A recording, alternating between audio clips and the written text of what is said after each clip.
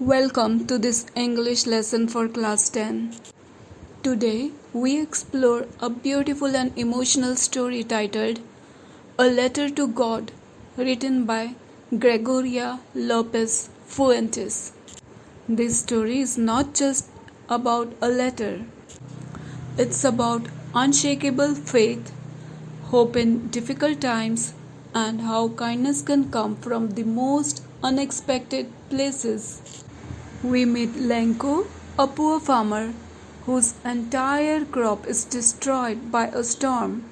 But instead of giving up, he does something extraordinary. He writes a letter not to a friend or a relative, but directly to God.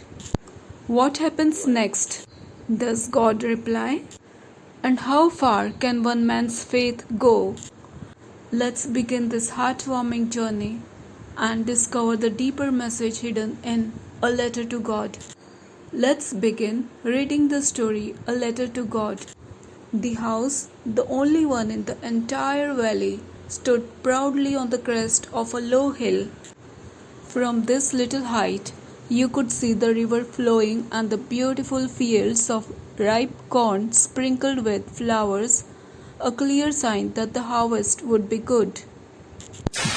But the only thing the earth needed now was rain, either a heavy downpour or at least a light shower. Lenko, the farmer, had spent the whole morning watching the sky. He knew his land very well, every inch of it, and he kept looking towards the northeast. He believed rain would come soon. With hope in his voice, Lenko said, "Now we are really going to get some water, woman." His wife, who was busy making supper, replied softly, "Yes, God willing." Their older sons were out working in the fields, and the younger ones were playing near the house, until their mother called them all inside, "Come for dinner." And then, just as Lenko had predicted, it happened. Big drops of rain began to fall from the sky. Huge clouds, like mountains, were moving in from the northeast. The air turned fresh and sweet, and Lenko stepped out, not to work but simply to enjoy the beautiful rain. He stood outside smiling, and when he came in, he said something very special. He said, "These aren't just raindrops falling from the sky. They are new coins. The big drops are like 10-cent pieces, and the small ones are like 5-cent coins." To Lenko, this rain meant wealth, hope, and a rich harvest, like money falling straight from the heavens. Lenko stood outside, smiling with a satisfied expression on his face. He looked lovingly at his field of ripe corn, now covered by a gentle curtain of rain. But suddenly everything changed. A strong wind began to blow, and with the rain came something dangerous, very large hailstones. These hailstones looked just like new silver coins falling from the sky. The boys ran outside, laughing, trying to collect the frozen pearls from the ground, not realizing how serious it was. Lenko watched anxiously and said, "It's really getting bad now. I hope it passes quickly." But sadly, it didn't. The storm continued for an entire hour. The hailstones came down hard, hitting the house, the garden, the hillside, and the fields. The entire valley was covered. Everything turned white, as if someone had poured salt over the land. When the storm ended, the damage was heartbreaking. Not a single leaf remained on the trees. The corn was completely destroyed. The flowers were gone. Lenko's heart, his soul, was filled with sadness. He walked into the middle of his ruined field and told his sons, "A plague of locusts would have left more than this. The hail has left nothing. This year we'll have no corn. That night the family sat in silence and sorrow.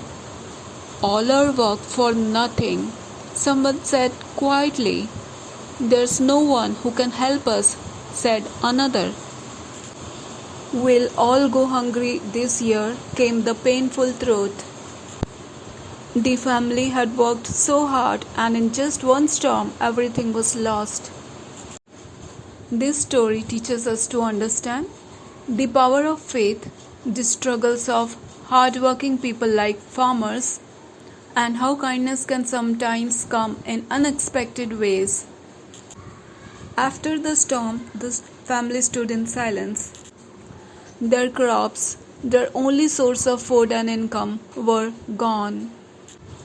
And yet, in the hearts of everyone living in that solitary house, there remained one single hope: help from God.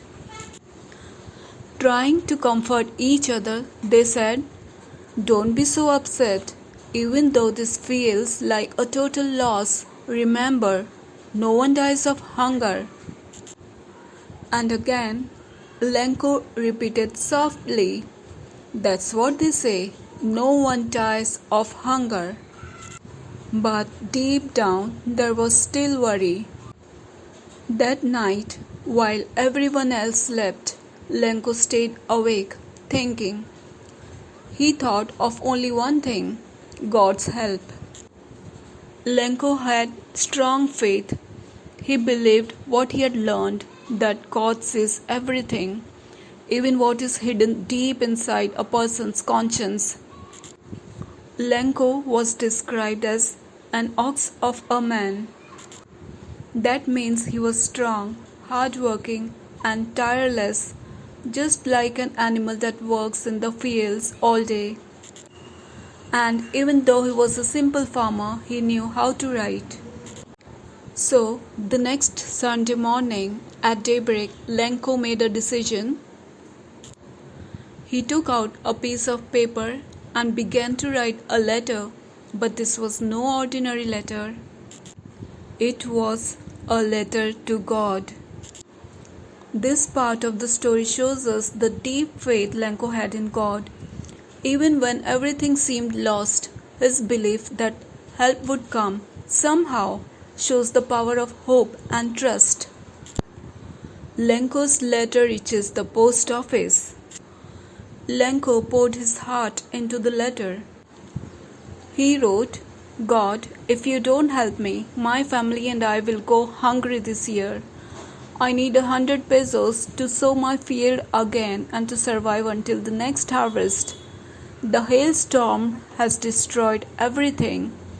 He folded the letter carefully and placed it in an envelope and wrote just 2 powerful words on it: "To God." Still worried and restless, Lenko walked to the town. He reached the post office, bought a stamp, stuck it on the envelope, and dropped the letter into the mailbox. He had done his part. Now it was up to God. Later, one of the employees, a postman, collected the letters. He saw Lenko's envelope, read the unusual address, and burst out laughing. He ran to his boss, the postmaster, and showed him the letter. Never in his entire career had he seen a letter addressed to God. The postmaster, who was a fat and friendly man, also laughed when he saw it. But then something changed. As he held the letter and tapped it gently on his desk, he said with a thoughtful look, "What faith! I wish I had the faith of the man who wrote this letter, starting a correspondence with God." The laughter faded and admiration took over. This was more than just a funny moment. The postmaster had just witnessed something rare: pure faith, unshaken by disaster. This part of the story reminds us how deep and honest faith can touch others, even strangers. The postmaster was deeply moved by Lenko's faith. He didn't want to break that faith, so he made a beautiful decision. He would answer the letter pretending to be God. But when he opened Lenko's letter, he realized something important. To respond, he needed more than just ink and paper. He needed money. Still, the postmaster didn't give up. He asked his employees to contribute. He gave a part of his own salary and even asked some of his friends to help, calling it an act of charity. But still, it was impossible to collect the full amount. He couldn't gather all 100 pesos. So finally, he collected a little more than half the amount and placed it inside an envelope. He addressed it to Lenko, and inside the envelope he included a short letter. It had no detailed message, only one word as the signature, God.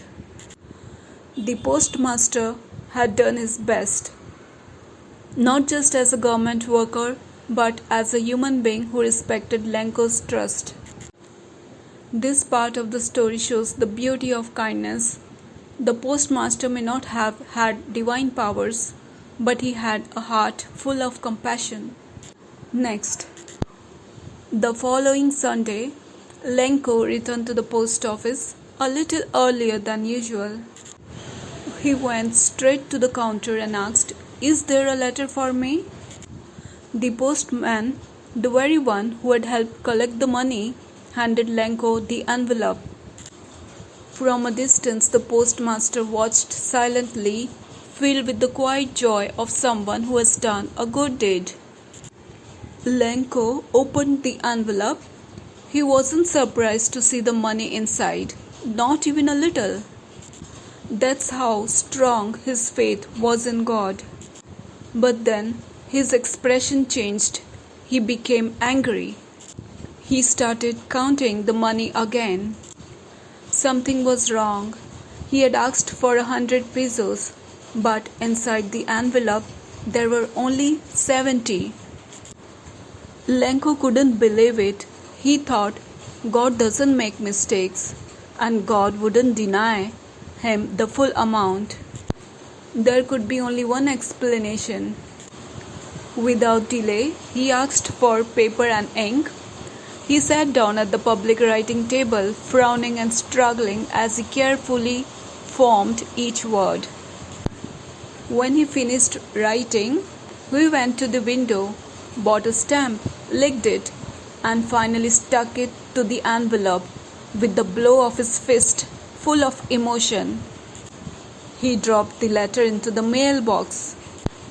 Curious, the postmaster rushed to open it.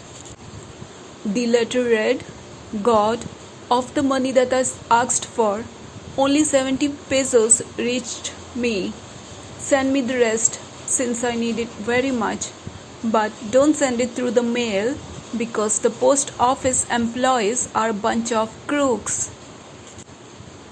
This ending gives us a mix of emotions. We admire Lenko's faith, feel sad for the kind-hearted postmaster, and are reminded how misunderstandings can happen even when people mean well. This final sentence reveals the irony of the story. Lenko, who had unshakable faith in God's help, received the money he asked for through the kindness of the post office employees,